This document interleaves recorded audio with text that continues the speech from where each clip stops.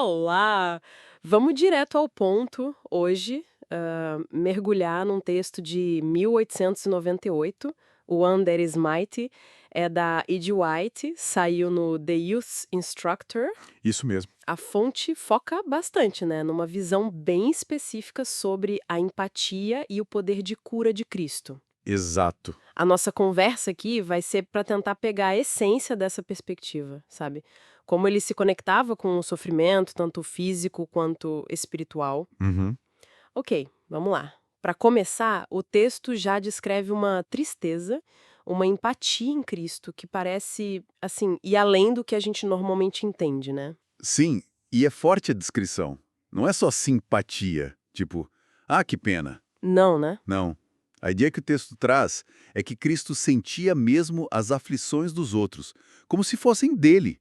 Tem aquela frase-chave: em toda a angústia deles, ele foi angustiado. Nossa. E o texto vai além. Diz que ele carregava as doenças, mesmo sem nunca ter ficado doente. Essa identificação tão profunda é apresentada como a fonte do poder de cura dele. Um poder que viria do amor, entende? Entendo. E essa conexão fica muito clara, acho, no caso do paralítico que o texto menciona. Sim, esse caso é bem emblemático no texto. E a abordagem ali é interessante, porque antes de mexer no corpo, o foco é na alma. Ele diz: Filho, tem bom ânimo, perdoados te são os teus pecados. Imagina o impacto disso para a pessoa, né? Pois é, o texto diz que a esperança voltou ali, na hora, antes de qualquer sinal de cura física. Exato. E aí entra um ponto fascinante, talvez central no argumento do texto.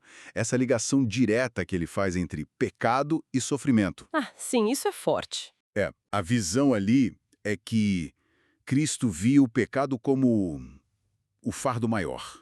E que ele conseguia, segundo o texto, rastrear cada caso de sofrimento até sua origem. E a origem seria o que a autora chama de transgressão da lei divina, Quer dizer, e contra princípios espirituais, é isso. basicamente. E aí restaurar a paz da mente, essa paz interior, é visto como um passo essencial, que vem antes da cura do corpo.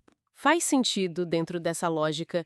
E aí, depois dessa restauração espiritual, vem a ordem física. Isso. Levanta-te, toma a tua cama e vai para tua casa. E a descrição da mudança é, uau, imediata, é. Sangue circulando, cor voltando ao rosto, os membros ganhando força, uma demonstração bem clara do poder divino, como a fonte descreve. É apresentado ali como se ele fosse saúde e força em si mesmo.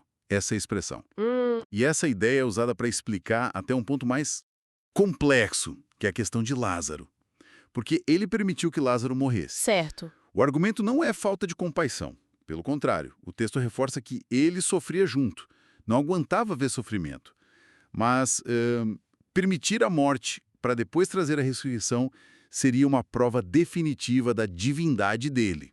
Era algo necessário naquele contexto, segundo a fonte. Entendi, uma demonstração, mas com custo enorme. Pelo menos é assim que a fonte interpreta. Exatamente. O texto enfatiza que Cristo sabia que cada vida que ele resgatava, tipo a de Lázaro, o colocava mais perto do próprio sacrifício dele na cruz. Sim, ele estaria pagando o preço por aquelas almas, enfrentando a morte por cada um. E o que o qualificaria para isso, segundo o texto? Seria a perfeição dele, a ausência total de pecado. Lembra daquela pergunta retórica? Qual de vós me convence de pecado? Essa perfeição é vista como o elemento-chave, o que permitiria a ele redimir a nossa falha, a imperfeição humana. Amarrando tudo, então, a visão do texto é que só essa perfeição de Cristo conseguiria, digamos, cobrir a falha humana. Ele seria o único capaz de resgatar as pessoas das consequências do pecado. É isso. E tem até um lamento ali, sabe? Sobre os seguidores não terem imitado suficientemente esse exemplo de compaixão, de sacrifício. Mas, ao mesmo tempo, reforça a ideia de Cristo como um restaurador que continua agindo, que ainda sentiria as dores de hoje e continuaria sendo poderoso para livrar. E menciona a instrução final para os discípulos, né? Isso, a de impor as mãos sobre os enfermos.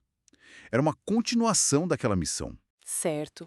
Então, resumindo o que a gente viu aqui, a gente pegou a descrição de uma empatia quase física, né? Essa conexão forte que o texto propõe entre cura espiritual e física. A ideia da perfeição como chave para a redenção.